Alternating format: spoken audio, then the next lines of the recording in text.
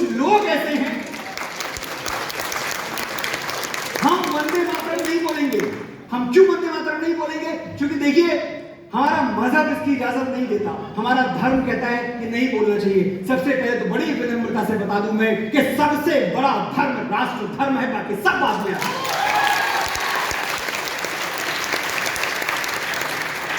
और एक और तर्क है कि भाई संविधान हमें वंदे मातरम बोलने के लिए नहीं कहता। ऐसी कोई बात संविधान में नहीं लिखी है कि आपको वंदे मातरम नहीं बोलनी चाहिए। तो भाई साहब, संविधान तो आपको दाढ़ी बढ़ाने और टोपी पहनने के लिए भी नहीं कहता।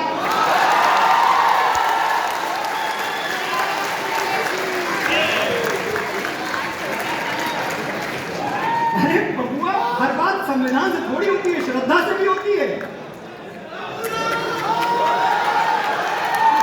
अरे आपका भी तो देश है यार, आपकी भी तो ओनरशिप है, सिर्फ हमारा थोड़ी है।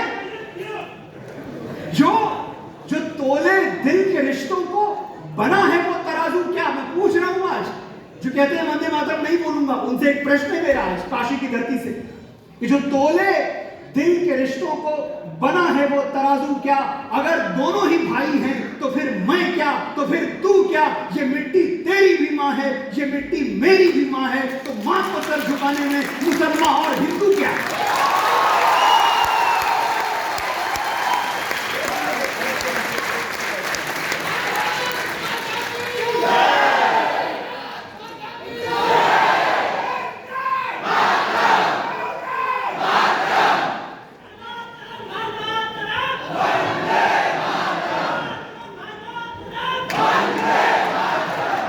एक छवि आपको और दिखाता हूं, मैं परिचय दे रहा हूं आपको, आपका ही परिचय।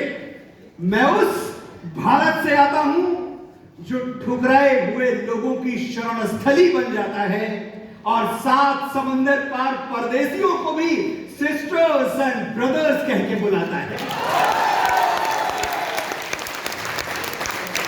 1893 शिकागो, हमारी ज्ञान परंपरा के एक देवदूत ने सिर्फ 5 शब्द बोले मंच पर पहुंच के, विश्व धर्म संसद में सिर्फ 5 शब्द, जो कि कोई व्याख्यान भी नहीं था, सिर्फ संबोधन था। Sisters and brothers of America. 7 minute तक पूरा पश्चिम समाज खड़े होकर तालियां बजाता रहा। और क्यों ऐसा? क्यों ऐसा? कि भाई ये उन लोगों ने कभी सुना ही नहीं था। एक आदमी जो पता नहीं दूसरे कॉन्टिनेंट से आया है, हमें थर्ड वर्ल्ड कंट्री कहते थे ना, ये थर्ड वर्ल्ड कंट्री वाले हैं, उस पर भी भगवा पहने हुए एक व्यक्ति जो आता है और लेडीज एंड जेंटलमैन ना बोल के विश्व बंधुत्व की बात करता है, कहता है sisters and brothers of America. कितनी बड़ी बात थी।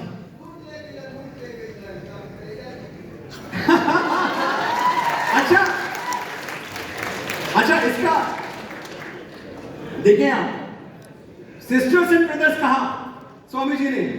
यहां मेरी बहनें बैठी हैं, मेरी माता बैठी हुई है सामने। मैं ये ध्यान दिलाना चाहता हूं आपका कि भाई ब्रदर्स एंड सिस्टर्स भी कह सकते थे। सिस्टर्स एंड ब्रदर्स क्यों कहा? इसी ऑर्डर में कहा सिस्टर्स एंड ब्रदर्स, क्योंकि हमारे यहां परंपरा है कि हम स्त्री को, उसके मान को हमेशा अपने से आगे रखते हैं। ये हमारी परंपरा। क्या कहते हैं हम? वहां से आवाज आई, सीताराम, राधा कृष्ण, माता पिता, देवी देवता। आप देख ले हमने किसको आगे रखा है और कहां हमारी विराट सोच है। लेकिन अभी देखा मैंने थोड़े दिनों पहले एक कुछ चवन्नी छाप विचारधारा के लोगों ने चवन्नी के माचिस से करोड़ों का मानस जला दिया। देखा हमने। क्यों भाई? क्योंकि ये तो जो है, ये तो शूद्र विरोधी है, ये वंचित वर्ग का विरोध करता है, ये महिलाओं का विरोध करता है। ढोल गंवार शूद्र पशु नारी सकल ताड़ना के अधिकारी। बड़ी गलत बात लिख दी बाबा तुलसीदास ने। अरे भैया, फूका फाकी करने के पहले थोड़ी देर पढ़ लेते, समझ लेते। इतना कॉम्प्लिकेटेड नहीं है, इतना कॉम्प्लिकेटेड नहीं, बड़ी सीधी सी बात है, आपको समझाता हूं मैं। बहुत सारे आपने इसके वैचारिक पक्ष सुने होंगे। मैं लेखक हूं, फिल्मों के लिए लिखता हूं और इसलिए एक अलग धरातल पे मैं बाबा तुलसीदास से जुड़ता हूं। मैं एक लेखक की तरह आपको बता रहा हूं। प्रबंध काव्य क्या होता है? प्रबंध काव्य यानी नॉवेल हो, सिनेमा हो, ये सब प्रबंध काव्य की कैटेगरी में आते हैं। प्रबंध काव्य की 2 शर्तें हैं। पहली चीज, लिटरेचर के जो स्टूडेंट हैं हाथ उठा दें एक बार, यहां तो साहित्य पढ़ रहे हैं, देखिए इतने लोग हैं, आप समझ समझ रहे मैं क्या कह रहा हूं? तो प्रबंध काव्य की शर्त यह है कि उसकी एक स्टार्टिंग होती है, एक मिडिल होता है, एक एंड होता है, ये शर्त है उसकी। और उसके संवाद चरित्रों पे आधारित होते हैं, यानी जो नायक है, जो हीरो है, वो अच्छी बातें कहेगा, जो खलनायक है, विलेन है, वो खराब बातें कहेगा। यही तरीका है प्रबंध काव्य लिखने का।